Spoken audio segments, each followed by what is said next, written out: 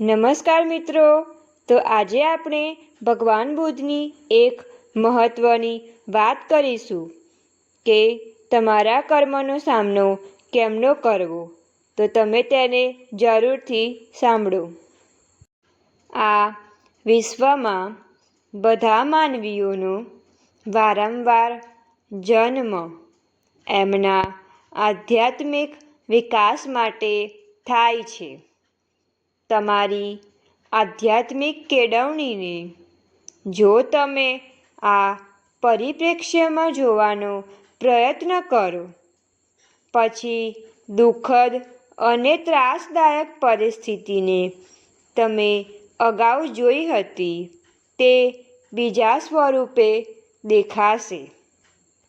તમને સમજાશે કે જે પ્રશ્નોનો અત્યારે તમે સામનો કરો છો તે બતાવે છે કે આ જીવનમાં કેવા પ્રકારના પડકારોને તમારે પાર પાડવાના છે।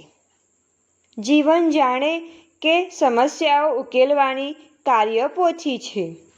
એટલે ધારો કે તમને લાગે કે દુઃખના દરિયામાં તમે ડૂબી રહ્યા છો, એનો સાચો અર્થ એ છે કે તમારા જીવનની સૌથી મહત્ત્વની જે બાબત છે એનો સામનો કરી રહ્યા છો, અને તમે અત્યારે તમારા આધ્યાત્મિક વિકાસ માટે અગત્યનો સમય અનુભવી રહ્યા છો। આ સમય તમારા માટે પ્રેરણાદાયક છે। આખરે તમે જીવનની રમતના કોઠામાં પ્રવેશ કર્યો છે। અત્યાર સુધીનો જે લાંબો સમય તમે વિતાવ્યો એ તો કેળવણી હતી, કાલ્પનિક વિરોધો સાથેનું પડછાયા યુદ્ધ હતું, પણ હવે એ સમય પૂરો થયો છે અને ખરી રમત હવે જ શરૂ થઈ છે। લાલ ખૂણામાં ઊભેલા નિર્ણાયક લડનાર માટે બૂમ પાડે કે હવે સામનો કરો। આ સમય તમારા માટે તમારો બુરખો ઉતારીને ચક્રમાં પ્રવેશ કરવાનો છે। એકવાર તમે આ ચક્રમાં પ્રવેશ્યા, તમારે હવે લડવાનું જ છે। તમે જેના માટે આ દુનિયામાં જન્મ્યા તે માટે આ સૌથી ઘણી મોટી ક્ષણ હોઈ શકે।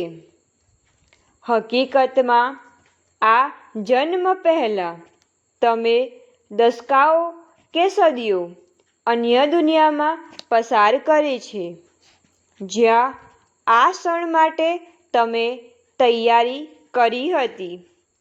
જ્યારે તમને લાગ્યું હોય કે હવે તમે પૂરતા સક્ષમ છો, તમે નક્કી કર્યું કે પૃથ્વી ઉપર જવું અને આ પડકારને ઝીલી લેવો। જો આ વિરોધી કોઈ માનવ હોય તો આ ઘણું દુઃખદ છે, પણ તમે જેની સાથે બાથ ભીડો છો તે કોઈ વ્યક્તિ નથી। તમે જે ન પહોંચી વળી શકાય એવી સમસ્યાઓ જુઓ છો એ હકીકત ઝાંખવાના જડ જ છે, એનાથી વધારે કશું નથી। એ તો માત્ર તમારા પોતાના કર્મ છે જે તમારી સમક્ષ સમસ્યા કે ચિંતાના સ્વરૂપે આવે છે। તમે જે ચક્રમાં લડો છો એ કોઈ અન્ય વ્યક્તિ નથી, એ તો તમે અને તમારા કર્મ વચ્ચેનું યુદ્ધ છે।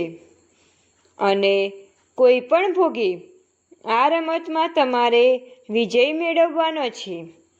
તમારા વર્તમાન જન્મનો આ હેતુ છે।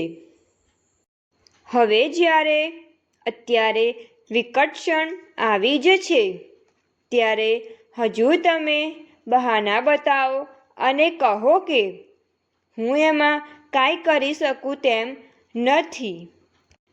જો હું બુદ્ધિશાળી ન હોઉં તો, અથવા આ બધું બને છે કારણ કે મારા સંજોગો એવા છે, એ માટે મારા મા બાપને ઠપકો આપો, એ તો મારા ભાઈનો વાંક છે, અથવા હું સફળ નથી થઈ શકતો કારણ કે હું ગરીબ છું. હવે તમે આ ચક્રમાં છો જ. તમે લાલ ખૂણામાંથી બહાર નીકળી ગયા છો. તમારા વિરોધીનો ભૂરા ખૂણામાંથી મોજાનો સ્પર્શ કર્યો જ છે અને તમે બંને એકબીજાની સામે તાકીને જુઓ જ છો. આ પરિસ્થિતિમાં કોઈ બહાના બનાવે છે અને જે કહે તે આ પ્રમાણે હોય, સારું, ખરેખર મેં હમણાં આવી કોઈ ટ્રેનિંગ લીધી નથી. મારા પણ પગ જરા ભરાઈ ગયા છે અને ગઈકાલથી મારી પીઠ ઉપર સોજો છે. જો તમે તમારા વિરોધી તરફથી આવું સાંભળો, પછી તમે વિચારો કે આ વ્યક્તિ નબળી છે અને તક ઝડપી લો. આ પ્રકારનું વલણ એ કોઈ રીતે યોગ્ય નથી. એકવાર ચક્રમાં તમે પ્રવેશ કર્યો પછી તમારી નબળાઈઓને તમારે ઢાંકી રાખવી જોઈએ અને જે તમારી ઉત્તમ કુશળતા છે તે બતાવવી જોઈએ. જે ક્ષણે તમે તમારા કર્મની સામસામા આવો તે વખતે નિશ્ચય કરી વાઘને મોઢે સામનો કરો. ધારો કે તમને ગેરલાભ થતો હોય તો પણ કદી બતાવો નહીં. જ્યારે તમે ચક્રમાં જ હોવ ત્યારે તમારા વિરોધીઓને એની જાણ ન થવા દો કે તેને માટે આ તક છે. જો તમે 140 પૌંડ વજન ધરાવતા હો તો હિંમતથી છાતી કાઢીને જાણે કે તમે વધારે વજનમાં છો તેવું બતાવો અને આમ કરીને તમારા વિરોધીને ડરાવો કે તમે ચોક્કસ એને મહાત કરશો. આથી તમારા જીવનમાં હંમેશા હકારાત્મક વિચારો. તો અંતમાં એટલું કહીશ કે દરેક વ્યક્તિએ તેના કર્મનો સામનો કરવો પડે અને આવી વિડીયો જોવા માટે અમારી ચેનલને લાઈક, શેર એન્ડ સબસ્ક્રાઈબ જરૂરથી કરો.